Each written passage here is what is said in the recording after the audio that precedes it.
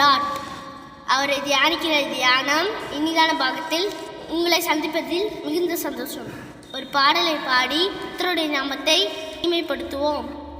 எல்லாவற்றிலும் எல்லாமுமாக நிறைப்பவரே, நிறைத்தவரே, ஸ்தோத்திரமே, ஸ்தோத்திரமே, மறவாமல் செலுத்துகிறேன்.